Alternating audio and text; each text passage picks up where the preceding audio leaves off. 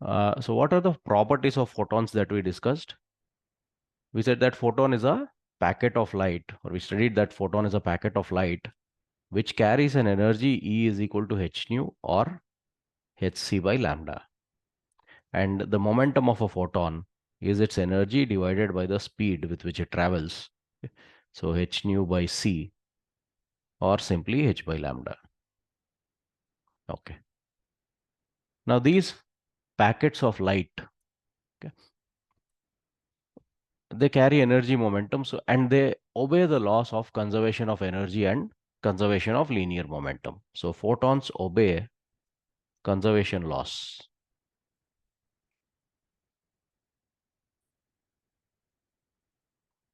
Next,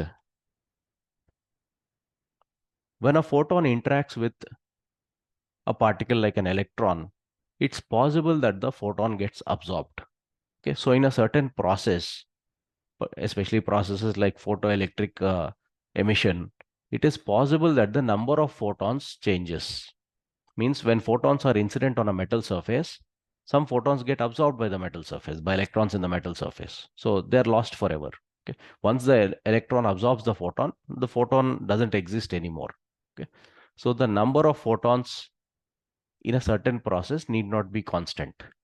Photons can be absorbed, photons can be created also. Okay. So photons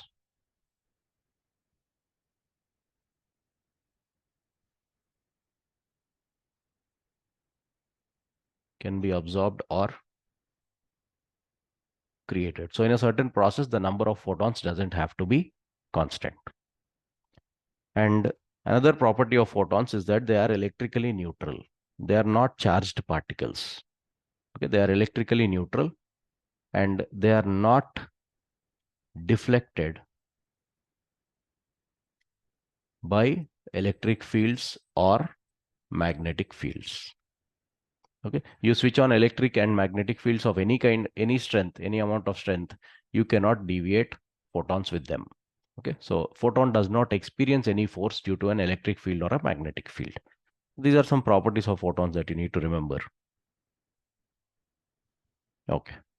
Now, from Einstein's photoelectric equation, we know that the maximum kinetic energy with which an electron can leave the metal surface is h nu minus work function. H nu is the energy which the photon gives to the electron.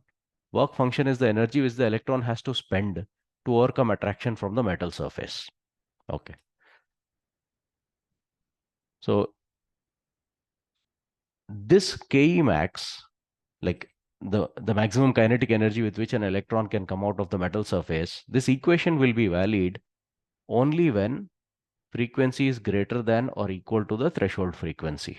If frequency is less than threshold frequency, you will not use this equation at all, because below threshold frequency, electrons will not even be emitted. So there's no question of maximum kinetic energy with which they leave the metal surface. Fine. And you can even draw a graph of this equation. If you take frequency on the x-axis and kinetic energy Ke max on the y-axis, you get a graph like this. Consider kinetic energy on the y-axis, then the equation changes to y is equal to frequency we are taking on the x-axis. So hx minus work function phi naught. Work function is a constant value. For a given metal, it's a constant value. So if you draw the graph, it will look like this. On x-axis, we have frequency. On y-axis, we have the maximum kinetic energy with which the electron is emitted. Now, this graph, or the equation that you see, y is equal to hx minus phi naught, is the equation of a straight line. It's like y is equal to mx plus c. In place of m slope, you have h, Planck's constant. And in place of y-intercept, you have minus phi naught, okay, negative of work function. So the y-intercept is negative. Okay, slope is positive, Planck's constant. Y-intercept is negative. How will the graph look? The graph will be a straight line which tends to cut the y-axis somewhere below the origin. It will be like this. Okay? But you will only show the part of the graph which is above the x-axis, because What we plotted on the y-axis is the kinetic energy of the electron, the maximum kinetic energy with which it can leave the surface. Kinetic energy can never be negative. Okay, it's either zero or positive. So when frequency is equal to threshold frequency or greater than that, you will have kinetic energy. I mean, you can calculate the kinetic energy of the electron, right? So if you are given a graph like this, kinetic energy of electrons, maximum kinetic energy of electrons versus the frequency, the x-intercept of that graph, okay, will be the threshold frequency.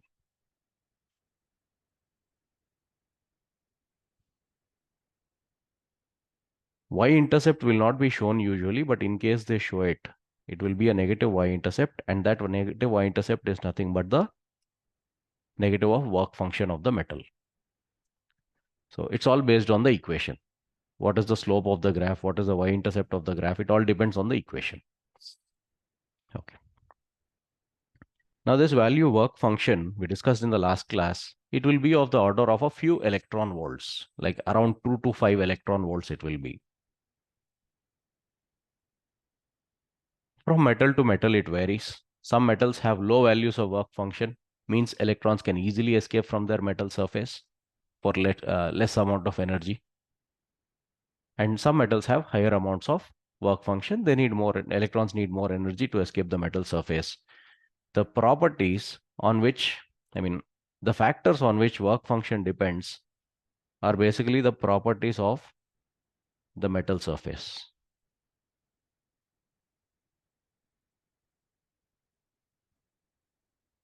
Fine. So you don't have any formula for work function or anything. Just remember that it depends on the properties of the metal surface. And you can be, I mean, you can include temperature also as a factor. Higher the temperature of the metal surface, easier it is for the electrons to get out of the metal surface. Because when you are rising temperature, you are already supplying energy to the electrons. So the extra energy needed to leave the metal surface will be less. Okay. So it depends on properties of the metal surface, okay, and also temperature.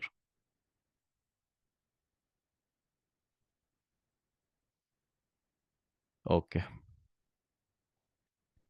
Let's just discuss some problems based on Einstein's photoelectric equation. This equation Ke max is equal to h nu minus phi naught. Now this same equation can be written in terms of stopping potential also. Ke max, the maximum energy with which electrons leave the metal surface, is nothing but E multiplied with V naught. Charge of electron into stopping potential. So E V naught is equal to h nu minus phi naught. Or you can write E into V naught is equal to h nu minus h nu naught. There are many different ways of writing this equation. E into V naught is equal to hc by lambda minus hc by lambda naught. Nu naught is threshold frequency, lambda naught is threshold wavelength. Okay. You can define something like that also. Nu naught is the minimum frequency at which you will observe photoelectric emission. Correspondingly, lambda naught will become the maximum wavelength at which you can observe photoelectric emission. Okay, what I'm saying is, you consider the electromagnetic spectrum. Wavelengths less than 400 nanometers correspond to UV radiation. 400 to 700 nanometers correspond to visible radiation, and above 700 nanometers corresponds to infrared radiations. Okay. Now, frequency of a wave is inversely proportional to its wavelength, because in waves we know V is equal to F lambda. Okay. Speed of a wave depends on the medium in which it is traveling. You can't change that. Medium will decide that. Okay. So if you increase frequency, automatically the wavelength will decrease. Suppose, or okay, higher frequency means lower wavelength. Now, UV radiation has the least wavelength out of these three regions. If UV radiations have least wavelength, that means they have high frequency. And if frequency is high or wavelength is less, energy of photon will be high, because energy of photon E is equal to h nu. So UV radiations are basically high energy radiations. Okay, visible radiation is moderate energy. and infrared radiations are low energy radiations. Okay. So when the wavelength is less, for UV, the wavelength is less, the frequency will be more. And on the other side, if you see infrared, or as you move towards longer wavelengths, as wavelength becomes more, frequency becomes less and energy also becomes less. Okay. So suppose a particular metal has threshold wavelength as 400 nanometers. Threshold wavelength 400 nanometers means the energy corresponding to that wavelength is enough to get the electron out of the metal surface. Now, if you increase wavelength, if you take wavelengths higher than the threshold wavelength, energy will decrease, means photoelectric emission will not be observed. For wavelengths less than the threshold wavelength, you will get higher frequencies, higher energies, photoelectric emission will be observed. Okay.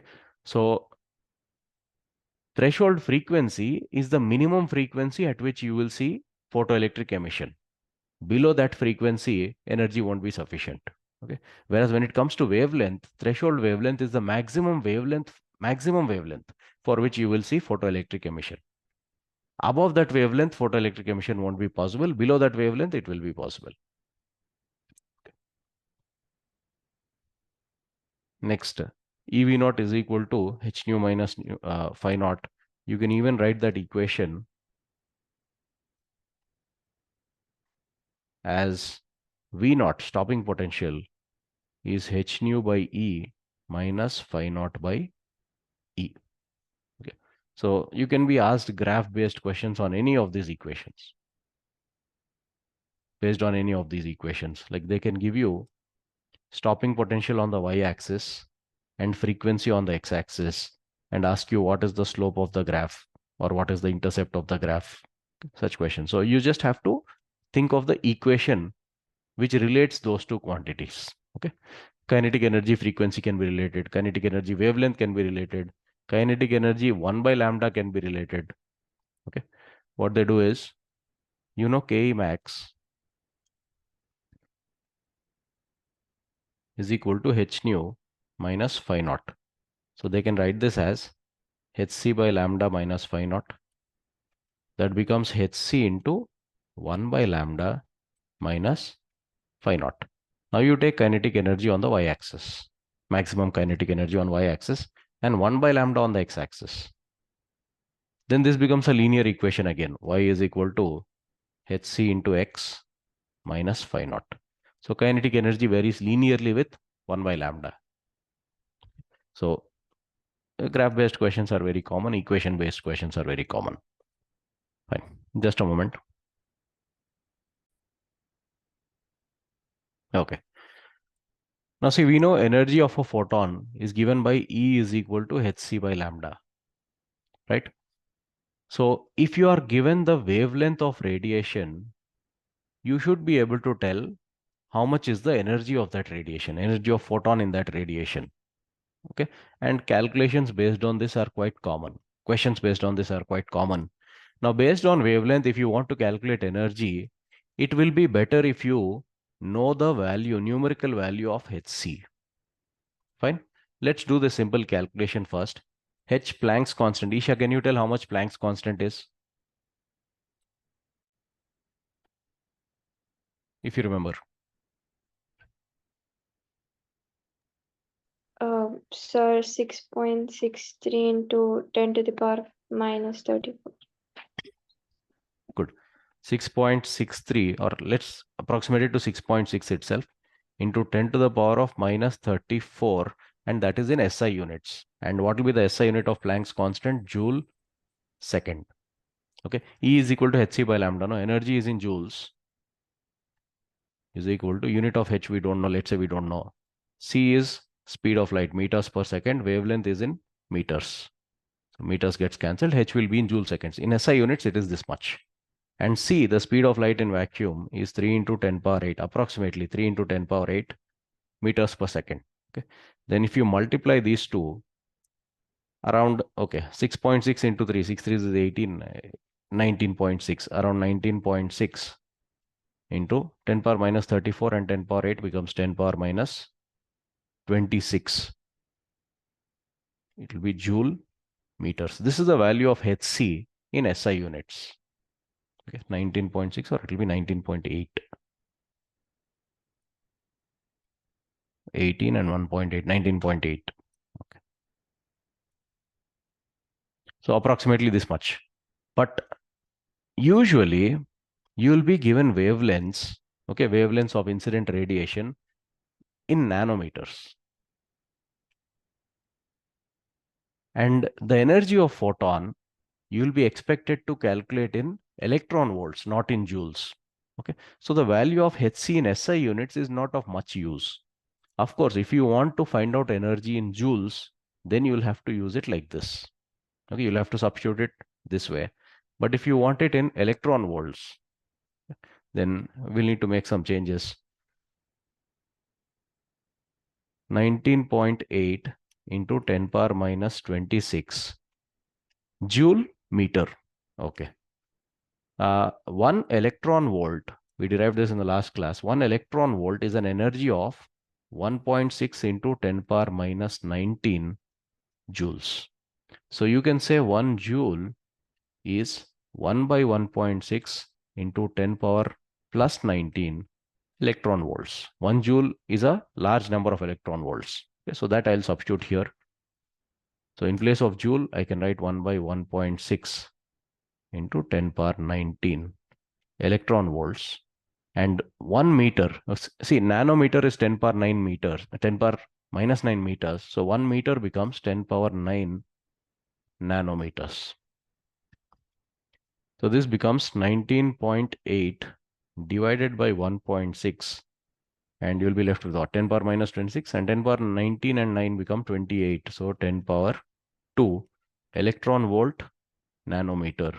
This is close to or approximately 1240 electron volt nanometers. 19.8 divided by 1.6 is about 12.4 into 100, close to 1240 electron volt nanometers. Remember this value. This will help you in doing calculations easily. Now, when is this value of Hc to be used? We know E is equal to Hc by lambda. Okay. Now, if you substitute Hc as 1240 electron volt nanometer and you substitute wavelength in nanometers, let's say some 600 nanometers wavelength is given to you. The nanometer unit gets cancelled and you will get energy in electron volts. Okay. So if wavelength is being substituted in nanometers and you want energy in electron volts, you substitute Hc as 1240. Okay. If they give you the value in the question, then you use it as it is. Otherwise, remember this. Okay, solve this problem quickly. I'll give you 1 minute. A simple, very simple question. But it's a previous JEE main question. Okay. Okay. Can you just tell me how all these are related? They have given wavelength of incident radiation and they have given work function and they are asking you the stopping potential. How are these three related?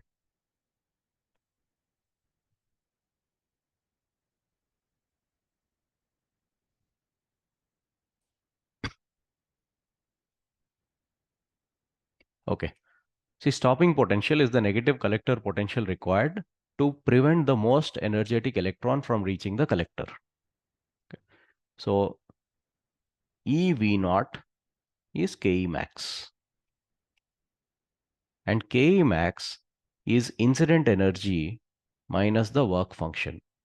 You can write this as Hc by lambda minus work function. Therefore, stopping potential V naught becomes 1 by E times Hc by lambda minus phi naught. That's all. That's the calculation you need to do. 1 by charge of electron is 1.6 into 10 power minus 19.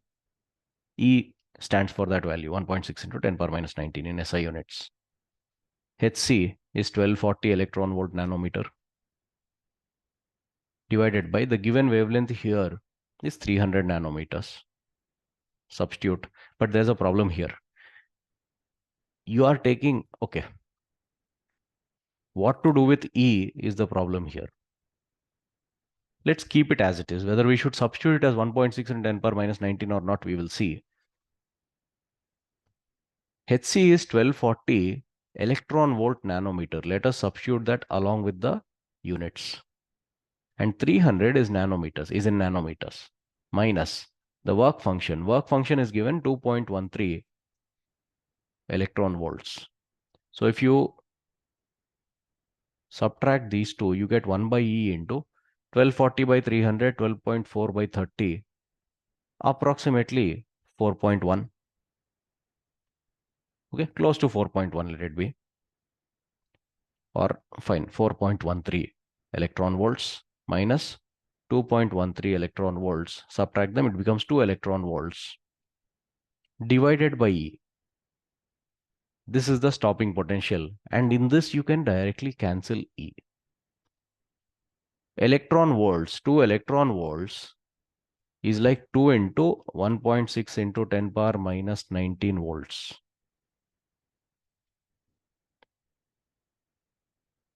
Divided by charge of electron is 1.6 into 10 power minus 19. That number will get cancelled anyway. The answer is 2 volts. Okay, EV divided by E becomes 1 volt. Okay, so 2 EV divided by E is 2 volts. Fine.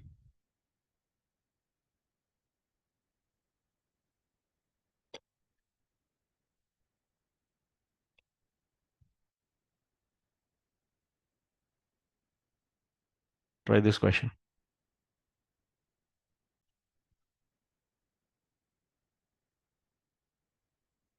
Okay, it is given that in photoelectric experiment, energy of 2.48 electron volts irradiates a photosensitive material. That means this is the energy of incident photons, h nu. Okay, the stopping potential was measured to be 0.5 volts. So this is V naught. They're asking you how much is the work function of the photosensitive material. Work function means phi naught. Okay, simple. How are all these related? We know Ke max, the maximum kinetic energy of emitted electrons, is incident energy of the photons minus the work function, and Ke max is EV naught. Okay, so E multiplied with stopping potential is 0.5 volt is the energy incident 2.48 electron volts minus the work function. Simple. So E into 0.5 volts becomes 0.5 electron volts is equal to 2.48 electron volts minus the work function. So work function becomes 2.48 minus 0.5, that is 1.98 electron volts. Okay. Simple calculation based on Einstein's photoelectric equation.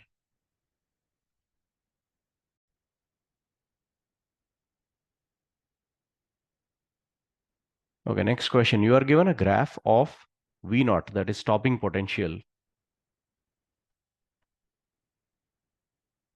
as a function of frequency of incident radiation for two different metals, okay, M1 and M2. And they have given you two statements. You have to identify which is the correct or which is or are the correct statements, or if both are wrong. Think about this carefully. Stopping potential versus frequency. You first have to recollect the relation between them. Based on that, you can decide which statement is correct or wrong, if any. Okay, try.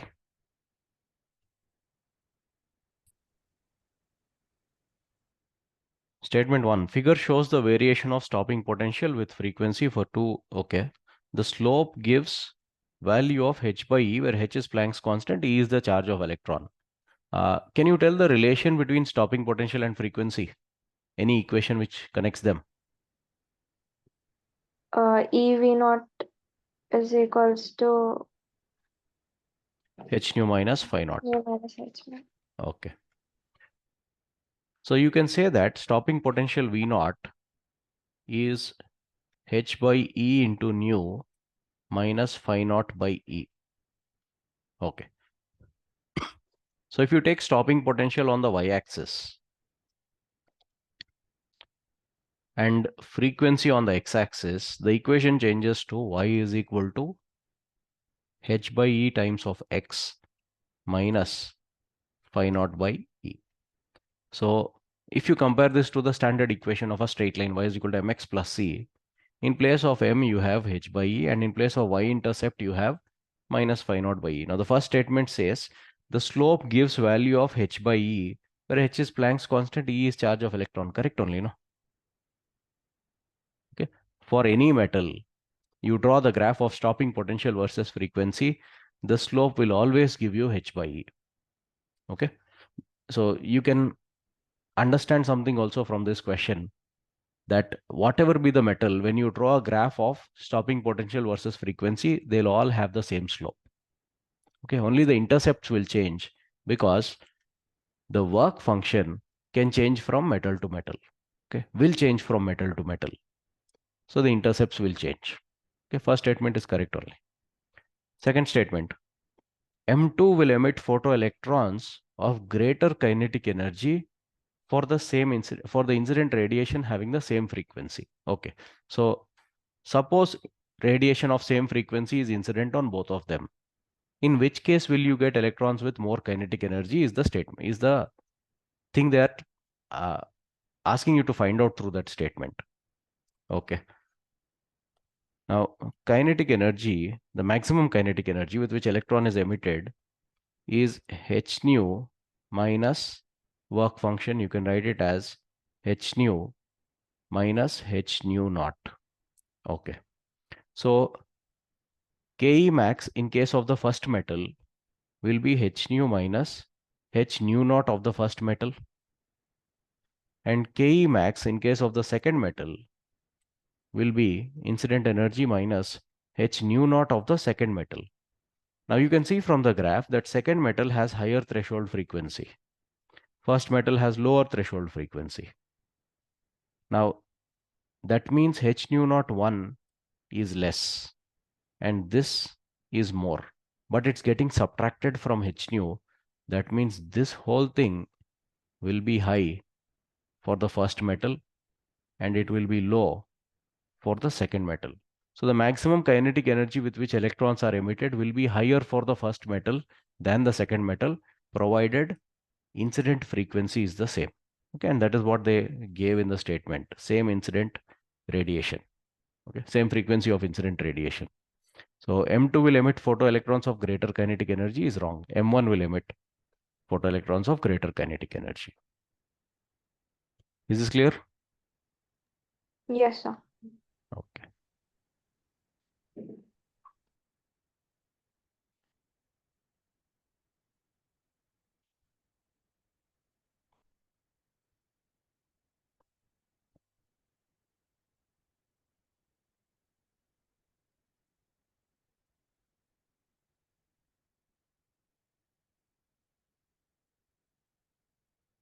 Try this.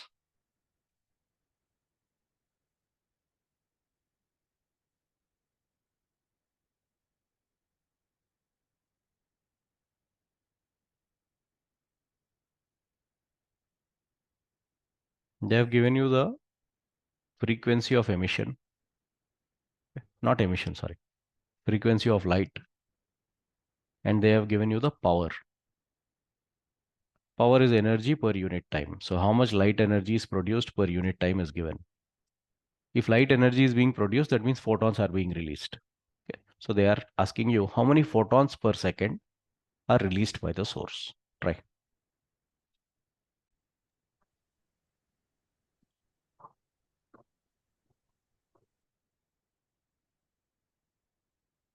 Fine, let's discuss. They have given you the power emitted by the source. Power is nothing but energy per unit time. So it emits an energy of 2 into 10 power minus 3 joules per second. Fine. Now, what kind of energy is this? Light energy. And light energy is nothing but energy of photons. Let's say, okay, they're asking you how many photons per second on an average are emitted. Let's say n number of photons are emitted per second. Now, energy of a photon, single photon, we know is h nu. Then n photons will have an energy of n h nu. And if n photons are emitted per second, then the energy emitted per second will be n h nu joules per second. That's all.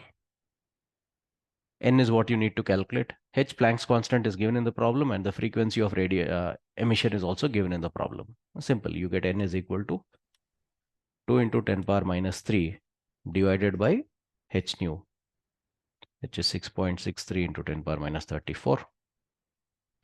Frequency is given 6 into 10 power 14. All of them are in SI units, so you will get a proper number. Simple. Okay. So fine. It's quite easy to answer questions based on photoelectric emission and all. So what did the experiments on photoelectric emission prove? They proved that light, when interacting with matter, okay, behaves as a stream of particles called photons. Okay. So they proved that light has particle nature also. Young's double slit experiment and single slit diffraction experiment proved the wave nature of light. Photoelectric emission based experiments prove the particle nature of light. So it was well established that light, okay, or basically radiation, you can say, electromagnetic radiation has dual nature. It behaves as a wave, it also behaves as a particle depending on the situation. Okay. Now radiation behaves as waves and particles, that's fine. What about matter? Matter, as we see in daily life, is a collection of particles. Particle nature of matter can be experienced by us in daily life. Does matter have wave nature? This was the next question that they wanted to address. Now, how do you check whether something has wave nature? How did Young check whether light had wave nature or not? If anything has wave nature, it must show interference. Constructive interference, destructive interference. Okay. So they wanted to check if particles or matter has wave nature. Okay. For this, they performed an experiment called Davisson Germer experiment. Okay. Davisson and Germer, they are the names of the scientists. Now, the experiment is not part of your syllabus anymore, but it's good to know what they did in that experiment. So they used an experimental setup like this. Now, what did they want to check? They wanted to check if matter showed wave behavior or not. Okay. And how do you do that? You have to see if matter is showing interference or not. The particles of matter that they used were electrons. How did they produce electrons? You can see there is a heated element here, heated filament. That heated filament releases electrons, thermionic emission. Okay. Once the electrons are released by that heated filament, they go through an accelerating anode. How do you accelerate electrons? How do you accelerate charged particles? By making them go through a potential difference. Okay. So in that accelerating anode, there is a potential difference which varied from experiment to experiment. From about 40 to 60 volts, they changed the potential difference and they accelerated. They made the electrons go through that potential difference. Now, remember this point. This is very important. We had discussed this earlier also. When a charge Q, okay, goes through a potential difference delta V, then it gains or loses a kinetic energy of Q delta V. Okay, it all depends on which way it is going. For example, positive charges experience a force, or they get accelerated in the direction of electric field. Suppose there's an electric field to the right. Electric field is to the right means this side is at high potential and this side is at low potential. Electric field is always directed from high potential to low potential. If you release positive charges, they'll get accelerated this way. So if a positive charge goes from high potential to low potential, its kinetic energy will increase. But if it is forced to go the other way, if you make it go from low potential to high potential, its kinetic energy will decrease. Okay. With a negative charge, it's the reverse. But what you need to generally remember is that if a charge Q goes through a potential difference delta V, then it can gain or lose an energy of Q delta V. Whether it is gaining or losing depends on which way it is going through that potential difference. Whether it's going from high to low or low to high, it depends on that. Okay, so what they did here is these emitted electrons from the heated filament were made to go through a potential difference. So they get accelerated, they gain some velocity, okay, they gain some energy. Those accelerated electrons, which are shown here as an electron beam, were made to strike a nickel target. Okay, now what the electrons will do, they'll go and strike that nickel target. Now nickel has atoms, anything has atoms, atoms have electrons. So this electron beam goes and hits the electrons there. Okay, and the electrons from the nickel target are emitted out. So basically this is a case of an electron going and knocking out an electron from an atom. It's something like this. Suppose this is the nucleus. Nucleus has protons and neutrons, and surrounding the nucleus there are electrons revolving in orbits. First orbit usually has 2 electrons, second orbit can accommodate 8 electrons, and so on. You know electronic configurations and all. So let's say there is some material like this. Now if another electron, high energy electron, is shot towards this atom, this high energy electron can come and displace one of these existing electrons. It can knock them out. Okay, it can knock them out and take its place, or both of them can go out also. That possibility is also there. Okay, we won't get into all those details, but electron emission will happen. Okay, so from the nickel target, whatever electrons are knocked out, they get spread in different directions. Okay? So basically the nickel target throws electrons in different directions, okay, all around. Now around the nickel target, a detector is moved like this in a circular path. What does it detect? It detects the scattered electrons. From the nickel target, electrons get scattered. The movable detector will detect how many electrons are getting concentrated or scattered in a particular angle. Okay, you can see the angle theta here. So the detector will tell you how much electron concentration is getting scattered in that direction. And it was found that as this detector is moved around, the electron concentration at a particular angle is maximum. Okay, so you can consider a graph like this.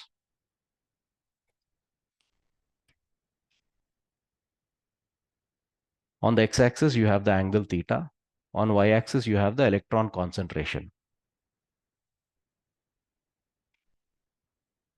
Now, when the accelerating potential, okay, the potential difference through which the electrons are made to go through is about 54 volts.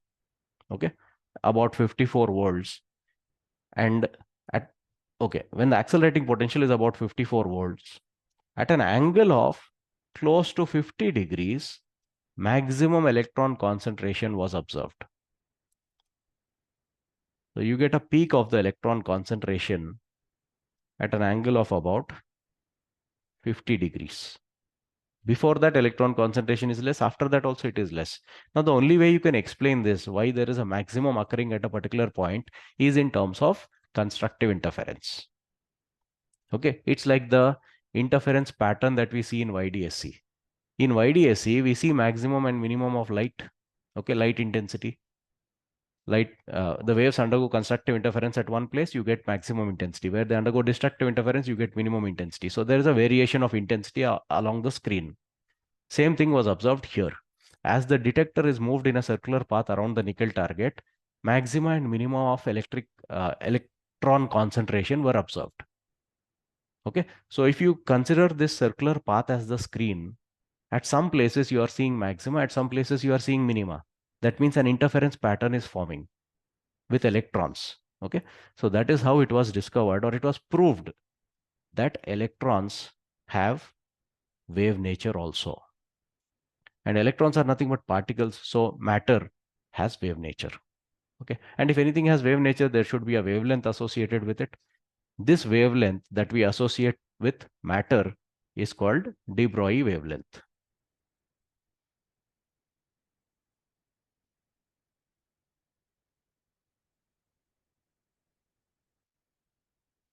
Okay, very important quantity. both in physics and chemistry. Okay, you will most likely have questions based on this in the exams. Okay, in almost all exams that you are going to write. Now, suppose there is a particle, okay, particle or an object of mass m moving with a speed v. Okay, then that makes its momentum mv.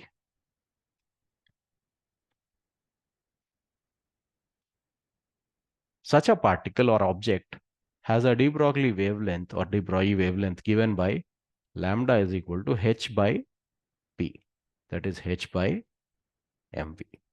So if you know the mass of the object and the speed with which it is moving, then you can tell what is the wavelength associated with it. Okay.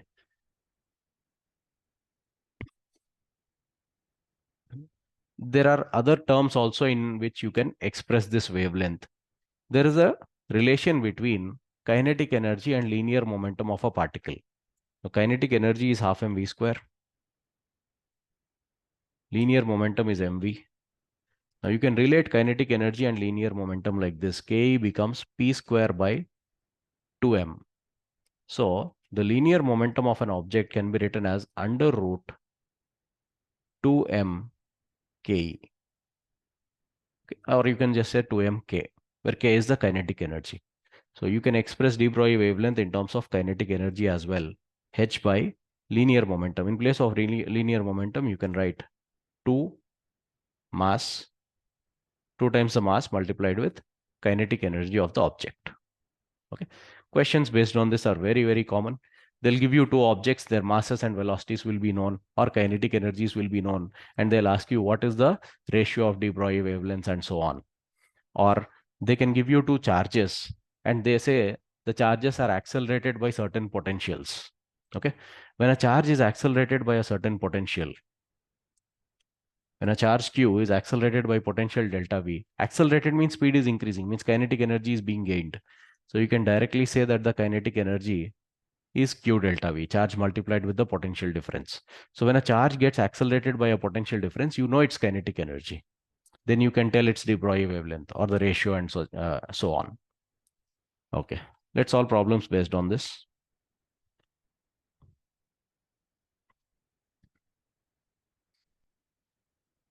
First, a proton and an alpha particle are accelerated by the same potential difference. Now, when you are given a statement like this, charge being accelerated by a certain potential difference, you'll assume the charge was at rest initially. So initially it didn't have any energy. And after being accelerated, it gets an energy of q delta v. Okay, so the final energy will be q delta v. You'll have to assume initially it did not have any energy. Okay, the proton and alpha particle are accelerated by the same potential difference. Derive the ratio of their de Broglie wavelengths.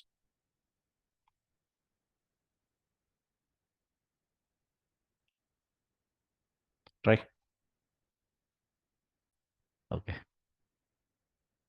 Suppose the mass of proton is m and charge of proton is plus e, plus 1.6 into 10 power minus 19 coulomb. So charge is e and mass is m. Alpha particle is nothing but the nucleus of a helium atom. What are present in a helium nucleus? 2 protons and 2 neutrons will be there. If there are 2 protons in the helium nucleus, then the charge of alpha particle will be 2e, twice the charge of a proton. Neutrons don't contribute to charge, but they contribute to mass. There are 2 protons and 2 neutrons. No, we took proton mass as m. Then if there are 2 protons, that will contribute a mass of 2m, and there are 2 neutrons also. Proton mass and neutron mass is almost the same. Neutron is just slightly heavier than proton, but for such calculations, you can assume they are equal. Okay, so 2 protons mass will be 2m, 2 neutrons mass also will be 2m. So the effective mass of an alpha particle is 4m, where m is the mass of a proton. That's all. So the ratio of their de Broglie wavelengths will be h divided by, okay, they are accelerated by the same potential difference. Now, we don't have a formula, or we have not discussed any formula based on the potential difference, okay, by which a charge has been accelerated. Now we know lambda de Broglie wavelength is h by mv. That is mass multiplied with speed, not the potential difference. V here is not the potential difference. Okay. You can also write it as h by under root 2m kinetic energy. The kinetic energy of the charged particle can be related to the potential difference by which it has been accelerated. So generally, when a charge q goes through a potential difference delta V, then its kinetic energy increases or decreases by q delta V. Now, if they say that the charge is accelerated by a certain potential difference, means you will assume initially it didn't have any kinetic energy, and the final kinetic energy itself is q delta V. Okay. Then the formula for de Broglie wavelength can be written like this: h by under root 2m. In place of kinetic energy, you can write charge multiplied with the potential difference by which it has been accelerated. And this is the formula that you have to use now. So lambda of the proton divided by lambda of the alpha particle will be, h is constant anyway, so you can say lambda is inversely proportional to under root 2m q delta V. In fact, h and 2 are both constants. Put them outside. Then you can say it is under root mass of proton, charge of proton, potential difference by which the proton is accelerated. And in the numerator, you will have under root mass of alpha particle, charge of alpha particle, potential difference by which the alpha particle is accelerated. They are accelerated by the same potential difference. Okay. Then it just depends on the ratio of masses and charges. Now, charge of alpha particle to charge of proton, the ratio is 1:2. And mass of alpha particle to mass of proton, the ratio is 1:4. Okay, or 4:1. Alpha particle is 4 times heavier than a proton. That's all. That's the answer. So it will be root 8:1. Clear? Any doubt in this? No, sir. Okay. So just remember, based on what all you can find out the de Broglie wavelength. If you know momentum, you can do it directly. Or if you know mass and velocity separately, you can do. Otherwise, based on kinetic energy, you can. Okay, mass and kinetic energy. Otherwise, based on mass, charge, and accelerating potential also, you can find out the de Broglie wavelength. Okay.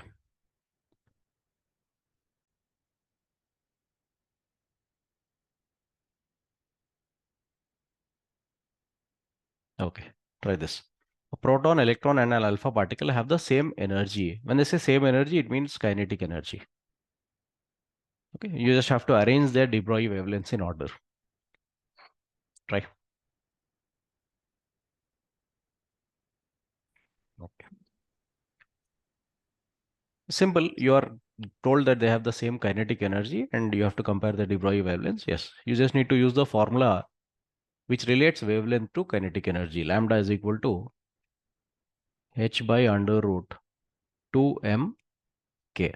So whichever has the least mass will have the highest de Broglie wavelength.